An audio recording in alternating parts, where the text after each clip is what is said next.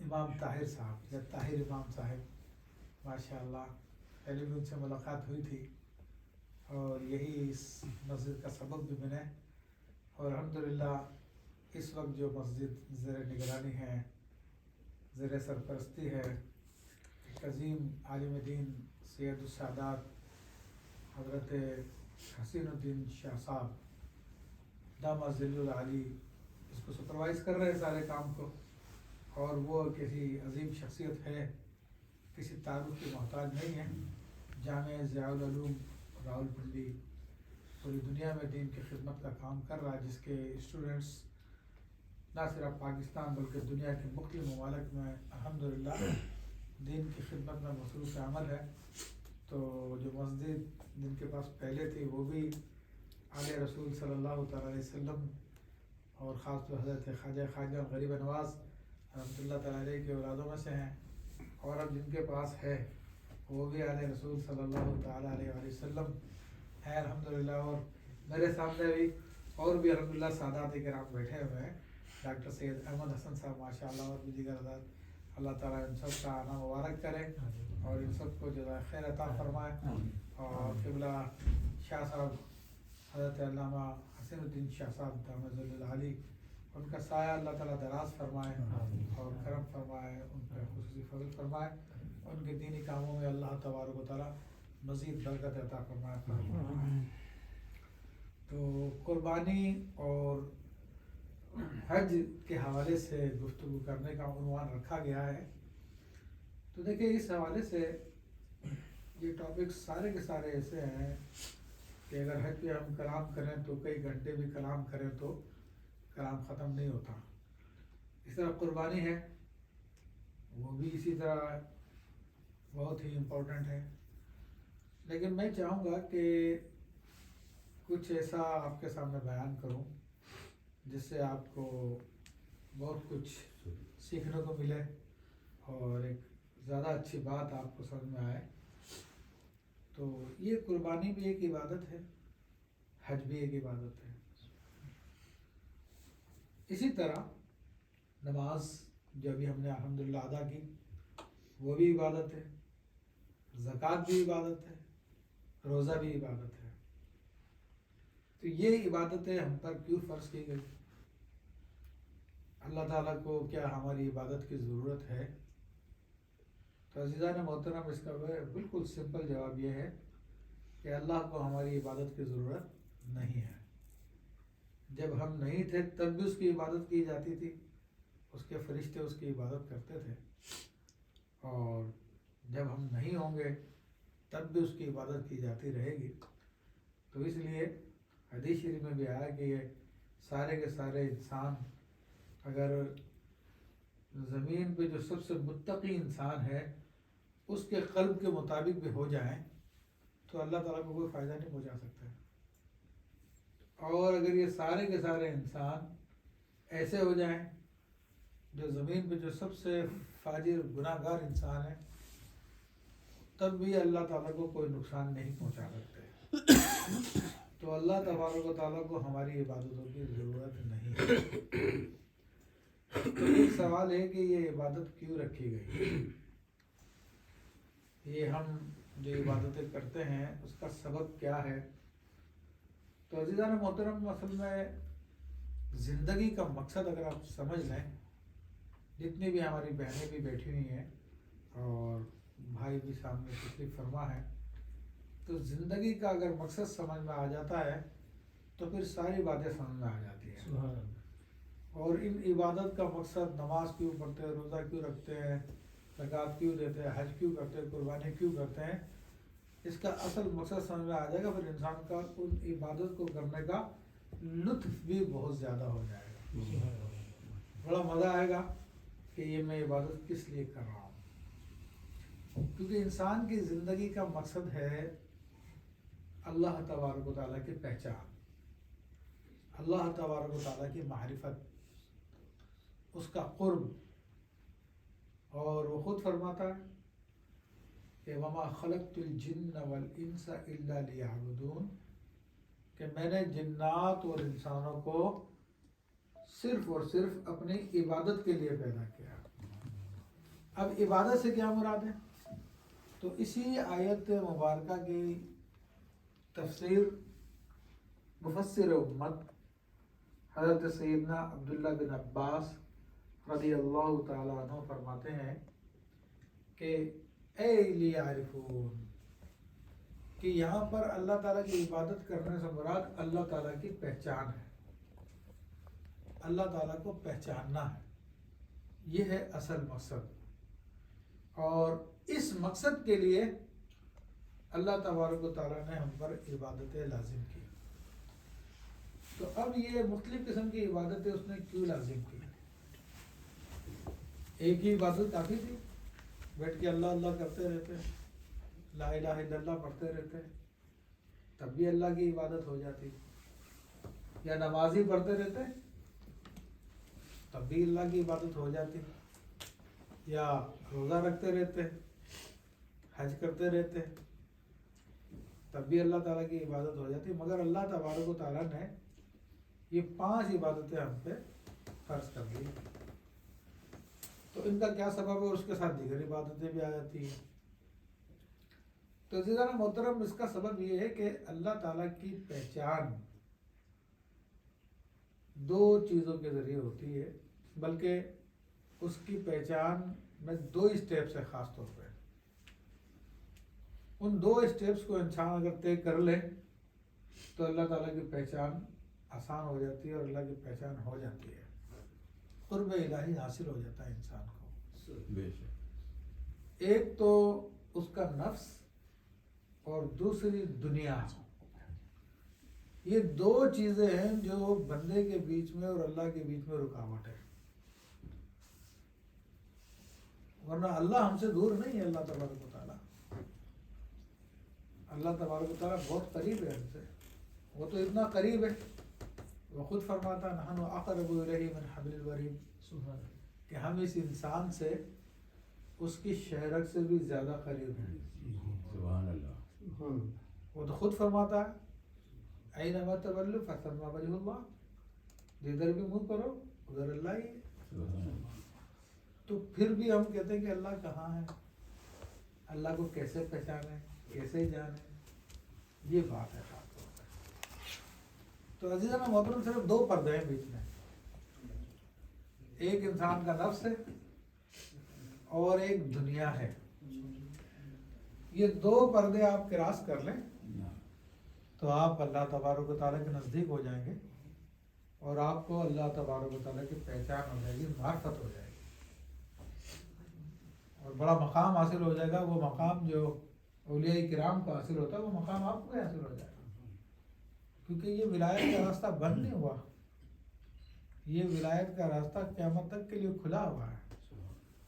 جو بھی اللہ تبارک و تعالیٰ کی طرف قدم بڑھاتا ہے، وہ اللہ تعالیٰ اس کو اپنے قریب کر لیتا ہے، مگر اس کے طریقے ہیں، اور طریقے کوئی الگ نہیں ہیں، طریقے وہی ہیں جو ہمارے آقا و مولا محمد رسول اللہ صلی اللہ تعالیٰ علیہ وآلہ وسلم نے ہمیں عطا فرما دیے ہیں، یہی ہماری عبادتیں ہیں۔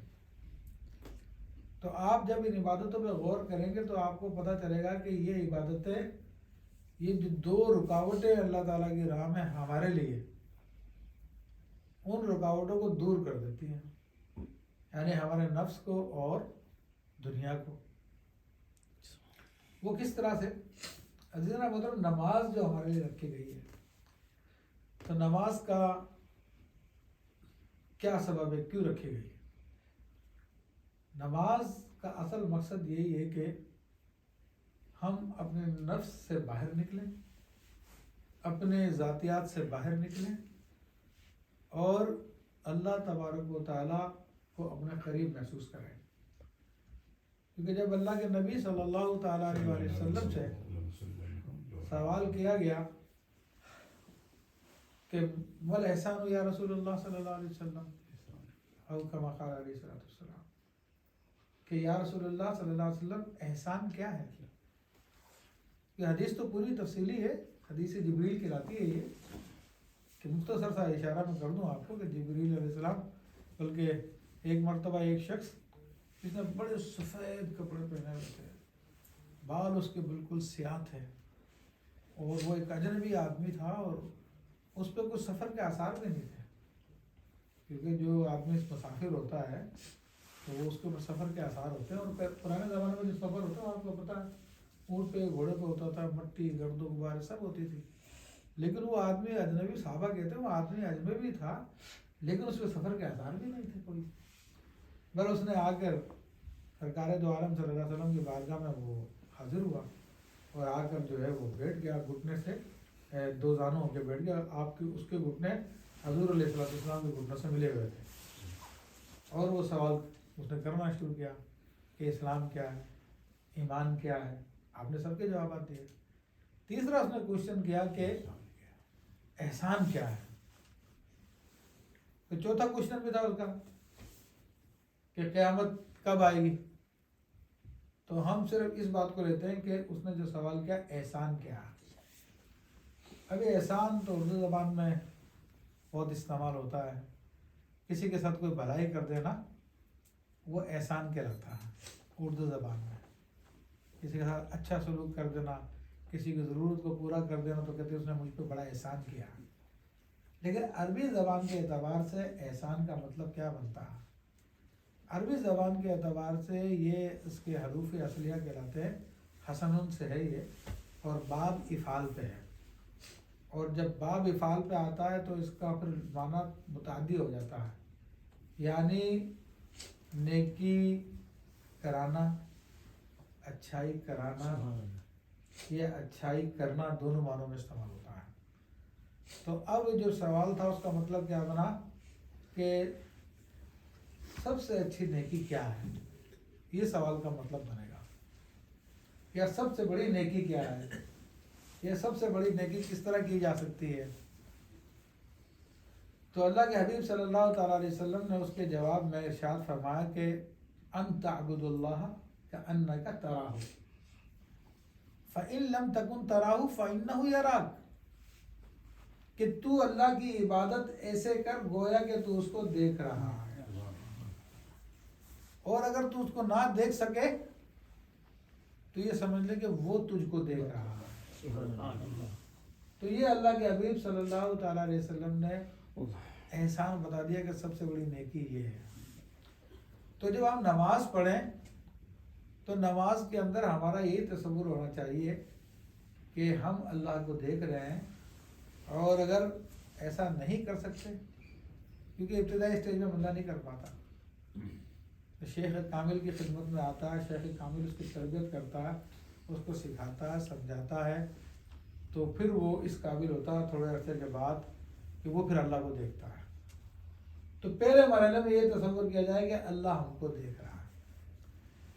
تو اب ایسی صورت کے اندر پھر نتیجہ کیا نکلتا ہے کہ انسان جو ہے اپنے نفس سے باہر نکل آتا ہے، نفس کو فراموش کر دیتا ہے، بھلا دیتا ہے، اور وہ اللہ تعالیٰ کی یاد میں ایسا لگ جاتا ہے کہ غالب نے کہا تم میرے پاس ہوتے ہو گویا جب کوئی دوسرا نہیں ہوتا۔ تو وہ قرب انسان کو اللہ تعالیٰ کی بارگاہ کا حاصل ہوتا ہے کہ وہ پھر اپنے رب کی یاد میں ایسا مگن ہوتا ہے، خود اپنے آپ کو بھی بھول جاتا ہے، خود اپنے آپ کو بھی فراموش کر دیتا ہے۔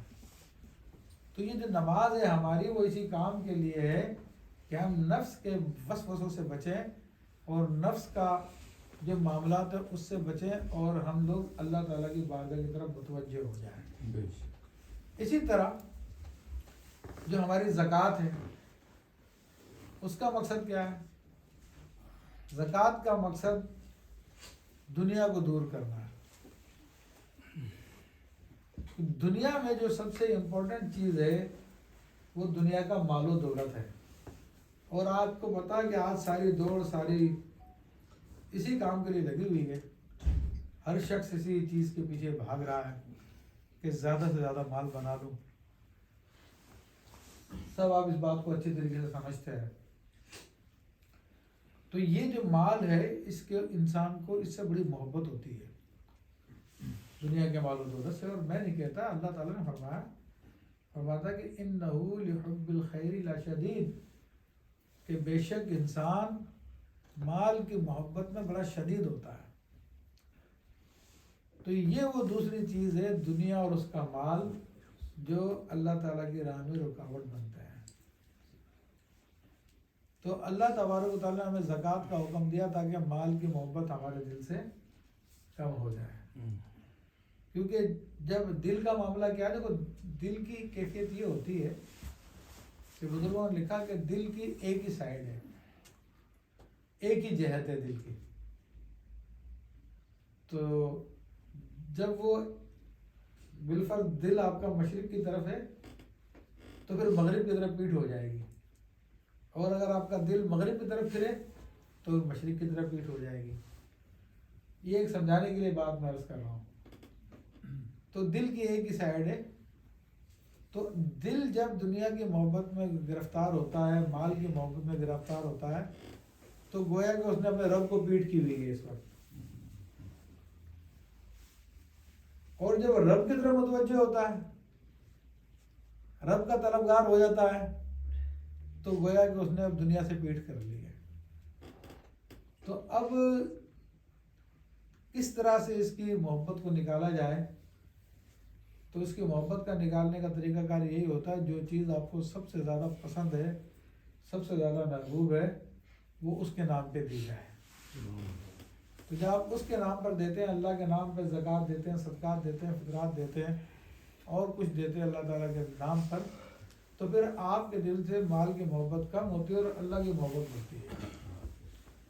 اسی طرح آپ کا روزہ ہے، یہ بھی اپنے نفس کو کچلنے کے لیے، اس کی خواہشات کو روکنے کے لیے ہے. تو تمام عبادتوں کا مقصد اللہ تعالیٰ کی پہچان ہے. اور دو رکاوٹیں، میں پھر واپس اس بات کو ریپیٹ کر رہا ہوں. ایک رکاوٹ خود ہمارا اپنا نفس، اور ایک رکاوٹ دنیا اور اس کا مال. اب آ جائیے آپ حج کی طرف. تو حج وہ عظیم عبادت ہے کہ جس کے ذریعے آپ اللہ کی راہ میں آنے والی یہ دو بڑی رکاوٹیں اور ان کی جتنی بھی اقسام ہیں، ان سب سے آپ کو دور کیا جاتا ہے. اس لیے حج کو کہتے ہیں کہ حج وہ عبادت ہے جو تمام عبادتوں کا جامع ہے، تمام عبادتوں کا مجموعہ ہے. دیکھیں نماز میں صرف آپ اپنے جسم کو استعمال کرتے ہیں، کوئی پیسہ خرچ نہیں کرنا پڑتا. اور زکوٰۃ میں آپ صرف اپنے مال کو خرچ کرتے ہیں، ٹھیک ہے نا، جسم کو اتنا خرچ نہیں کرنا پڑتا، جسم کو اتنا زیادہ استعمال نہیں کرنا پڑتا. تو حج کے اندر آپ کو پیسہ بھی لگانا پڑتا ہے اور اپنی باڈی کو بھی یوز کرنا پڑتا ہے، اور پھر باڈی کی جتنی خواہشات ہوتی ہیں ان کو بھی مارنا پڑتا ہے. حج کے اندر خاص بات یہ ہے، کیونکہ اچھا آج کل حج کرنا مشکل ہو گیا لوگوں کے لیے. مشکل نہیں ہو گیا، بس وہ مال کی محبت زیادہ ہے. ابھی میں نے دیکھا یہاں پر بھی پاکستان میں لوگ بڑے پریشان ہیں. جو غریب ہے بیچارے وہ تو پتہ ہی ہے کہ ان کے لیے مشکل ہو گیا، لیکن جن کے پاس زیادہ مال ہے وہ بھی بڑے افسوس کر رہے ہیں، بہت بیچارے پریشان ہیں. حالانکہ ان کے جو خرچہ کریں گے ان کے مال میں کوئی خاص کمی نہیں آئے گی، لیکن بہرحال مال سے چونکہ انسان کو محبت ہوتی ہے. تو میں نے دیکھا کہ اب انگلینڈ کے ذریعے جو حج کے لیے جاتے تھے، اب وہ وہاں پہ سعودیہ نے فیسیں زیادہ کر دی ہیں، تو اب لوگ جو ہے وہ پاکستانی پاسپورٹ پہ حج پہ جا رہے ہیں. میں نے دیکھا کیونکہ وہاں سے سستا پڑ رہا. تو اب یہ دیکھیں مال کی محبت کا معاملہ کس طرح انسان کے دل میں، کیونکہ اللہ نے فرمایا مال سے محبت. تو حج جو ہے ان دونوں رکاوٹوں کو دور کرنے کے لیے بڑا اکثیر ہے. کیونکہ بندہ جب حج پہ جاتا ہے تو ایک تو یہ کہ نفس کی جو خواہشیں ہوتی ہیں، اپنے لوگوں میں رہے، اپنے بال بچوں کے ساتھ رہے انسان ہر وقت، اور کوئی اس کو تھکن نہ اٹھانی پڑے، کوئی نہ تکلیف اٹھانی پڑے، اور بڑے مزے کے ساتھ میں رات کو اپنے نرم و گرم بستر پہ سوؤں، میرے لیے بیڈ لگے ہوئے ہوں. یہ حج ساری چیزیں چھڑا دیتا ہے. حج میں یہ بھی ہوتا ہے کہ آپ کا دن جو ہے دھوپ میں گزرتا بازو کا. اب تو خیر خیمے ہوئے شامیارے لگا دیے ہیں، ورنہ پہلے آپ حج کا تصور کریں تو لوگ دھوپ میں اپنا ٹائم گزارتے تھے. اور اس کے علاوہ جو ہے میدان عرفات میں، اور پھر مزدلفہ میں رات گزارتے ہیں. تو وہ مزدلفہ میں بھی جو رات گزرتی ہے وہ پوری عبادت کی رات ہے، عبادت کرتے کرتے گزرتی ہے. تو نفس کی جو خواہشیں ہوتی ہیں پھر منا کے 3 دن ہیں، وہ معاملے ہیں سارے کے سارے. تو حج ان تمام رکاوٹوں کو جو اللہ کی راہ میں آتی ہے ان تمام رکاوٹوں کو دور کرتا ہے. یعنی آپ کی مال کی محبت بھی کم کر رہا ہے وہ، اور اس کے ساتھ ساتھ اپنی باڈی کی جتنی بھی آسائشیں تھیں وہ ساری کی ساری آسائشیں بھی آپ سے چھین رہی ہیں. لیکن ان سب کا مقصد کیا ہے؟ ان سب کا مقصد یہی ہے کہ یہ 2 رکاوٹیں جو انسان کے ساتھ ہیں، نفس اور اس کے ساتھ 2 ساری چیزیں، جیسا کہ ابھی ذکر میں آیا، نفس کو نرم گدا بھی چاہیے، اور سردیوں میں اس کو گرمی چاہیے، گرمیوں میں اس کو ٹھنڈ چاہیے، ٹھیک ہے، بال بچے رشتے دار سب چیزیں، یہ نفس کے ساتھ تعلق رکھتا ہے ان باتوں کا. پھر مال کے ساتھ تو آپ کو سامنے ظاہر ہے کہ مال کا خرچہ کتنا کرنا پڑتا ہے وہاں پہ، پھر پیدل بھی چلنا پڑتا ہے اور بہت کچھ کرنا پڑتا ہے. اور یہ دیکھا گیا، سنا بھی میں نے، کہ بہت سارے لوگ جو اپنے نفس کے اندر بالکل پاگل ہوئے ہیں، دنیا کی محبت میں بالکل گم ہوئے ہیں. بعض لوگوں کے بارے میں نے سنا کہ جب وہ حج کے لیے پہنچے، جب وہاں پہ رش دیکھا، کہا نہیں نہیں نہیں نہیں میں نہیں کر سکتا، وہ بغیر حج کیے واپس آ گئے. تو ان کو اپنے نفس کی اتنی محبت ہے. تو بہرحال یہ 2 چیزوں رکاوٹوں کو دور کرنے کے لیے حج رکھا گیا ہے، اور اس کے ایک ایک طواف پہ غور کیا جائے، پھر اس کا منا جانا، پھر عرفات جانا، مزدلفہ جانا، پھر شیطان کو کنکریاں مارنا، یہ ساری کی ساری چیزیں اسی بات کی طرف لے کے آتی ہے کہ یہ 2 رکاوٹیں جو ہمارے لیے ہیں اللہ تعالیٰ کے بیچ میں، ہمارے بیچ میں، ان رکاوٹوں کو دور کر دیا جائے. اور پھر حاجی کے لیے بولنے کے لیے کیا الفاظ دیے ہیں؟ لبیک اللہم لبیک لبیک لا شریک لک لبیک ان الحمد والنعمت لک والملک لبیک لا شریک لک لبیک. لبیک کا مطلب میں حاضر ہوں. سمجھ رہے بات؟ یعنی نماز کے اندر بھی یہی ہوتا ہے، روزے میں بھی یہی ہوتا ہے، زکوٰۃ میں بھی یہی ہوتا ہے، مگر اس کے اندر اتنا کلیئر نہیں ہوتا جتنے کلیئر ورڈز ہمیں حج کے اندر ادا کرنے پڑتے ہیں. حج کے اندر کیا خدا وہاں پہ صرف، خدا تو یہاں پہ بھی ہے، یہاں پہ بھی لبیک ہے، وہاں پہ بھی لبیک ہے، مگر کہلوایا وہاں پر ہے. کیوں کہلوایا؟ تاکہ نفس کی راہ میں، جو اللہ کی راہ میں جتنی رکاوٹ ہے تو پیچھے چھوڑ کے آ گئے ہو، تمہارا مال چھوڑ کے آ گئے ہو، بچے چھوڑ کے آ گئے ہو، اپنی آسائشیں چھوڑ کے آ گئے ہو، دنیا کی دولت چھوڑ کے آ گئے ہو، اپنے وطن کو چھوڑ کے آ گئے ہو، ہر چیز چھوڑ کے آ گئے ہو. اب تم نکل گئے ہو، اب یقین کر لو کہ اللہ تمہارے سامنے ہے. تمہیں یقین نہیں آ رہا کیونکہ وہ تو پہلے کہہ چکا ہے کہ ہم اس کی شرک سے بھی زیادہ نزدیک ہے. اب سب چیزیں چھڑا کر انسان کو یقین کروایا جا رہا ہے کہ تو اللہ کے سامنے آ چکا ہے، اس لیے بول لبیک، بول لبیک، بار بار بول. تو عزیزان محترم، یہ عبادتوں کا مقصد یہ ہے کہ ہم اس حقیقت کو جان لیں کہ اللہ تبارک و تعالی ہم سے دور نہیں ہے، ہم اللہ سے دور ہیں، اور ہمیں اللہ سے قریب ہونا ہے، اللہ تبارک و تعالیٰ سے. تو اس کے لیے ہمیں کیا کرنا پڑے گا؟ ان 2 رکاوٹوں کو دور کرنا پڑے گا. یعنی نفس کی محبت، نفس کی آسائشیں اور نفس کی خواہشات پر عمل کرنا، ان سے دور ہونا پڑے گا، اور مال کی محبت سے دور ہونا پڑے گا. یہ مطلب نہیں ہے نفس کی خواہشات ختم کرنے سے اپنے آپ کو قتل کر دے، یہ مطلب نہیں ہے. مطلب اس کا یہ ہے کہ نفس انسان سے ہر چیز کی خواہش کرتا ہے.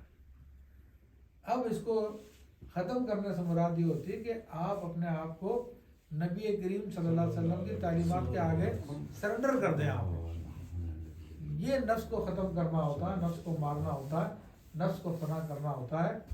کتنے لوگ ہیں، آپ لوگ یہاں پہ بیٹھے ہوئے ماشاءاللہ، آپ بھی لوگوں کی طرح انسان ہی ہے نا. کتنے لوگ ہوں گے جو بھی گھومنے پھرنے کے لیے نکلے ہوں گے، کوئی اپنے گھروں پہ بیٹھا ہوگا، کوئی کچھ کر رہا ہوگا، کچھ کر رہا ہوگا، اپنی خواہشات میں لگے ہوئے. مگر اللہ نے آپ پہ احسان فرمایا، آپ کو اپنے نفس سے نکالا، مسجد میں پہنچا دیا، اپنے گھر پہ بٹھا دیا، اپنے ذکر میں لگا دیا۔ جب حی علی الصلاۃ حی علی الفلاح کی آواز آتی ہے تو مومن کو نکلنا چاہیے اپنے گھر سے اور آنا چاہیے اللہ تعالیٰ کی طرف۔ مگر جن پہ اللہ کا فضل ہوتا ہے، جن کے نفس فنا کے قریب ہوتے ہیں، الحمدللہ وہ آ جاتے ہیں، جیسے آپ لوگ یہاں پہ پہنچے ہوئے الحمدللہ رب العالمین۔ تو یہ اللہ کا بڑا کرم ہے کہ آپ کو اس نے یہاں پہ پہنچایا۔ اور یہ نفس کی خواہشات کو، نفس کو فنا کرنے کا مطلب یہی ہوتا ہے کہ اپنے آپ کو رسول اللہ صلی اللہ علیہ وسلم کی تعلیمات کے آگے بالکل سرنڈر کر دے اور ان کا متبع پیروکار ہو جائے۔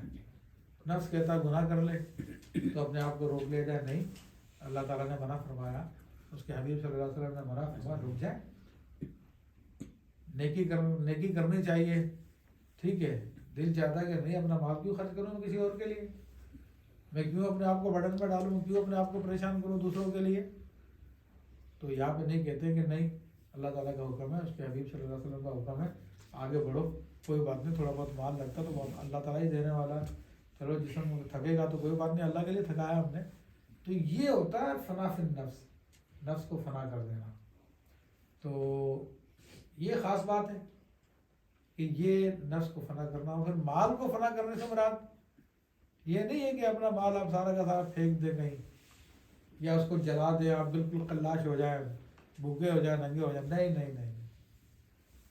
مال کی محبت دور کرنے سے مراد یہ ہوتی ہے کہ ناجائز طریقے سے مال حاصل نہ کیا جائے۔ مال کی محبت دور کرنے سے مراد یہ ہے کہ جہاں پر اس کو صحیح خرچ کرنے کی ضرورت ہے اس جگہ پہ خرچ کیا جائے۔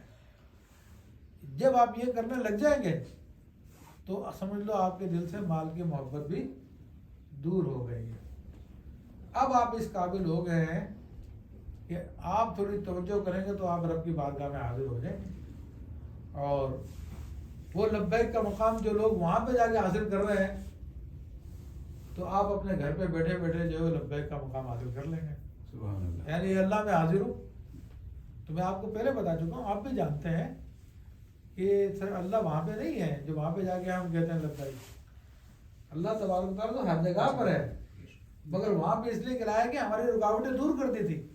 اب ہم کو وہاں پہ یقین کروانے کے لیے بار بار کہلوایا جا رہا ہے کہ بولو لبیک۔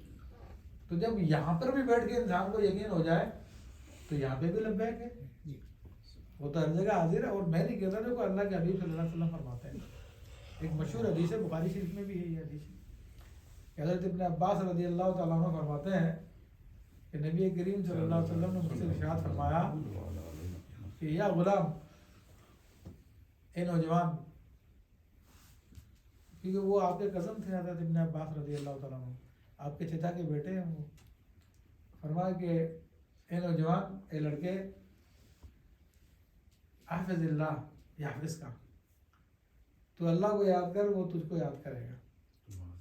کیا؟ تو اللہ کو یاد کر، اللہ تجھے یاد کرے گا۔ اور اللہ کو یاد کرنے سے مراد صرف یہی نہیں کہ ہر وقت قرآن پڑھتا رہے، ہر وقت تسبیح گھماتا رہے۔ اللہ کو یاد کرنے سے مراد یہ کہ ہر وقت اللہ کو یاد کرے، یعنی ہر کام میں اس کی رضا کو دیکھے، اس کی مرضی کو دیکھے، ٹھیک ہے، عبادتیں کرے، ریاضتیں کرے، مخلوق کی خدمت کرے، سارے کام کرے، مگر اللہ کو دیکھ کر، اللہ کی طرف توجہ کر کے کہ میرے رب نے یہ حکم دیا۔ تو یہ اللہ کو یاد کرنا، اور جب اللہ کو ہر وقت یاد کریں گے ہم تو ہر وقت وہ ہمیں یاد رکھے گا، یعنی جب ہم سے کوئی مصیبت آئے گی، کوئی پریشانی آئے گی، کوئی تکلیف آئے گی تو وہ دور کر دے گا۔ اور پھر اس حدیث میں اور بھی ہے، حافظ اللہ، اللہ کو یاد رکھ، تجدہ تجاہ، تو اللہ کو یاد کر تو اللہ کو اپنے سامنے پائے گا۔ یہ کس کے الفاظ ہے؟ یہ اللہ کے حبیب صلی اللہ علیہ وسلم کے الفاظ۔ تو یہ مت سمجھو کہ صرف کعبے میں جاؤ گے یا مکہ معظمہ میں جاؤ گے تو وہاں پہ لبیک ہے۔ تم اللہ تعالیٰ کو یاد کرنا شروع کرو، اللہ تعالیٰ ہر وقت تمہارے سامنے ہے۔ یہ اللہ کے حبیب صلی اللہ علیہ وسلم کے الفاظ ہیں، حافظ اللہ تجدہ تجاہ کا، کہ تو اللہ کو یاد کر تو اسے اللہ کو اپنے سامنے پائے گا۔ سبحان اللہ۔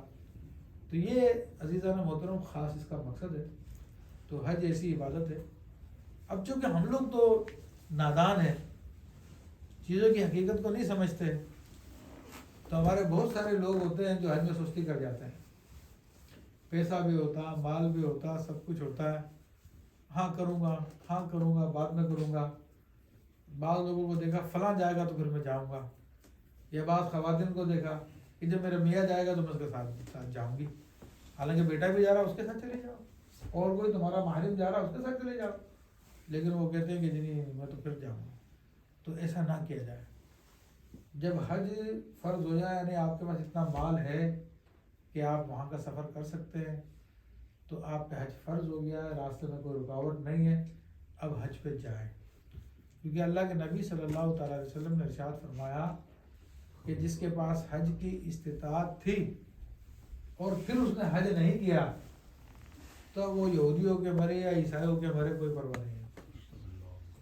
اب اندازہ کر لیں کتنی یعنی سخت وعید ہے ایسے شخص کے لیے کہ استطاعت کے باوجود وہ حج نہیں کر رہا. اور فائدہ اس کا عظیم فائدہ، سب سے بڑا فائدہ تو میں نے آپ کو بتا دیا کہ اس عبادت کا اصل مقصد کیا ہے. حدیث شریف میں سادہ لفظوں میں بتایا کہ آدمی جب حج کرتا ہے تو ایسا ہو جاتا ہے جیسے آج ہی اپنی ماں کے پیٹ سے پیدا ہوا، یعنی اس کے گناہ سارے صاف کر دیے جاتے ہیں. پھر آپ قربانی کو لے لیجیے. تو قربانی کا مقصد یہی ہے کہ آپ کے راستے میں جو دو رکاوٹیں ہیں آپ کے بیچ میں، اللہ کے بیچ میں، تو اللہ تو قریب ہے، میں آپ کو پہلے بار بار کہہ رہا ہوں میں، لیکن ہم دور ہو رہے ہیں نا. ہم کن چیزوں کی وجہ سے دور ہو رہے ہیں؟ ہم دور اس وجہ سے ہو رہے ہیں کہ ہمیں اپنے نفس کی محبت اور مال کی محبت، اس وجہ سے ہم اللہ تعالیٰ سے دور ہو رہے ہیں.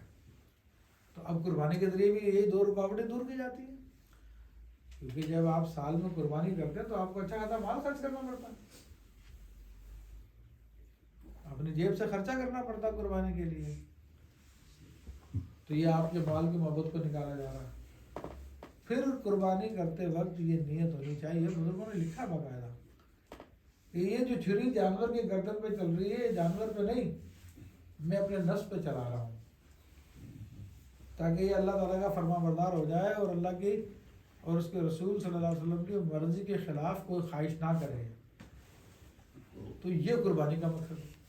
اور قربانی بھی ضروری ہے، اور جو صاحب استطاعت ہے ان پہ فرض ہے. میں نے آیت پڑھی آپ کے سامنے ابتدا میں، فصل لربک وانحر، بس تو اپنے رب کے لیے نماز قائم کر اور قربانی کر. وانحر نحرا ینحرو ہوتا گردن کو کاٹنا. اب قرآن کی اس آیت میں یہ نہیں کہا ونحر الحیوان یا ونحر البقرۃ او الجمل، کہ تو اونٹ کی قربانی کر، تو گائے کی قربانی کر یا بکری کی قربانی کر. اللہ نے فرمایا تو قربانی کر.